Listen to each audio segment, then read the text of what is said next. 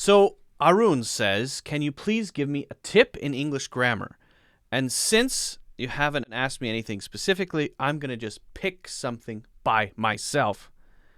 What I'm going to pick are an and the. Okay, now these are called articles, but let's not worry too much about names. I don't want to cause any confusion. Let's just say we're going to learn an, and the, and how we use these and why people get these mixed up all the time. Now you know that and an means one, right? Okay. And you know that the can mean one too. And you probably know that when you say the, you're talking about something that we both understand. But if I say are we talking about something that we both understand? Well, yes, but in a different way. So let's just talk about what these are exactly, kind of explain them, and then we'll talk about how people mix these up. So if I say, there's something over there, I say, can you please hand me a screwdriver? I'm trying to fix something. Can you please hand me a screwdriver? Now, what do I mean by that? I want one screwdriver for whatever I'm working on. But, so you go over to the counter and you grab one. The first one that you see, you just grab it and you bring it over to me. But it's not the right one. It's the wrong end. So I say, not that one. Well, whose fault is that misunderstanding? I got the wrong tool. Is it my fault for not communicating correctly, or is it yours for grabbing the wrong thing? What do you think? It's actually my fault as a communicator. Why?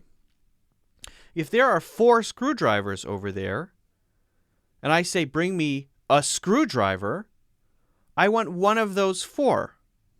But saying suggests that any one of those is okay.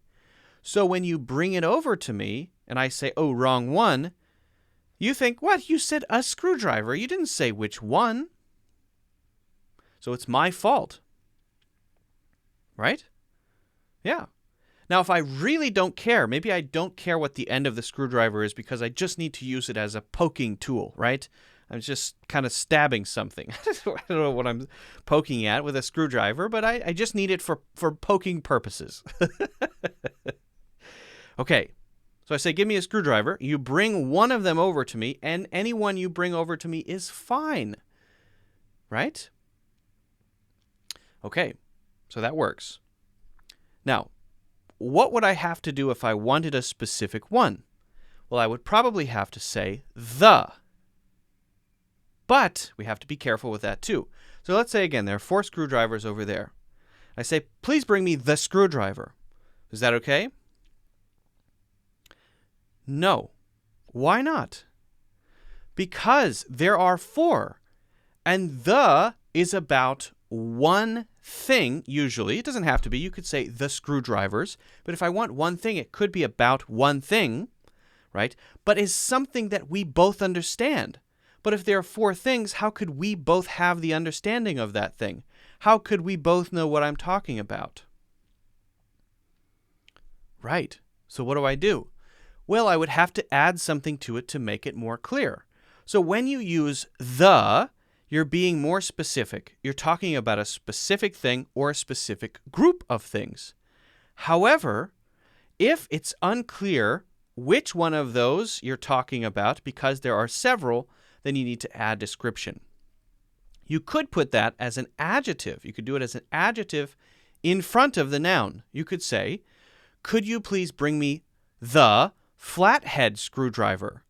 Now, if there's only one flathead screwdriver and the other 3 are something else, like Phillips, flathead is this one, Phillips is this one, then we're good because there's only one. Can you please bring me the flathead screwdriver? Yeah, sure. You grab it, you give it to me. Thank you. That's the one I want. Now, if I said, bring me a flathead screwdriver, and there are 2 flathead and 2 Phillips, then you could bring me either one of the flathead. See how that works? But if there are no screwdrivers over there at all, and I say, bring me a screwdriver, then that could be anything. You could go to the supermarket and buy one and bring it to me. But if I say, give me the screwdriver, and there are no screwdrivers, then you'll say, I'm confused. What do you mean? There aren't any screwdrivers. What do you mean, the screwdriver? But if you have one in your hand, and I say, give me the screwdriver, then I know you mean, I mean the one in your hand, and I know you mean, I know you know which one I'm talking about, and I know which one I'm talking about. There we go. I got it. Right? So it's more specific. Now, if there's only one screwdriver on the counter, no problem. Then what do we say? We say the. There's only one, so we don't have to worry about this. Give me the screwdriver. All right? Oh, there it is. Got it. Okay. Now, if we want to be a little more specific with thes, then we just say a detail after it. Give me the screwdriver on the counter, because that's location. So sometimes we use an adjective in front. Give me the flathead screwdriver. And sometimes, if it's specific about where it is, its position, then we say it after. Give me the screwdriver on the counter. Give me the screwdriver next to the TV. Give me the screwdriver on the floor. So it's actually pretty cool how you can add things to the, especially. And you can add things to as well, but adding things to the allows you to still be specific and still talk about one specific thing or one group of things, depending on where and how you add the details, whether it's adjectives or something after it. And we could say, for example, tomorrow we're going to the park. Now you might say, okay, which park? Which park? Why aren't you saying a park? Because I don't know what park you're talking about. What do you mean you're going to the park? Or I'm going to the gym later. What do you mean the gym? There are many gyms in the city. I don't know which one you're talking about. Which gym? Why don't you say a gym? Well, this is an interesting special case, because I may either know which gym you're talking about because I know you. I may know which park you're talking about because I know you. And so, because I know you, when you say the, I know what you mean, so we're good, right? Or the other way would be, I don't care. You know which gym you're going to go to, because you probably don't go to different gyms. You know which park you're going to go to, because you probably know which park you intend to go to at least. That's the one you typically go to, or the one at least in your head. It's specific because it's in your imagination about the future. So when you say I'm going to go to the park, which one I'm talking about is in here. I have a picture of it in my mind, and I don't need to know specifically. Now, I might say, oh yeah, which one? And then you'll tell me, but that's fine.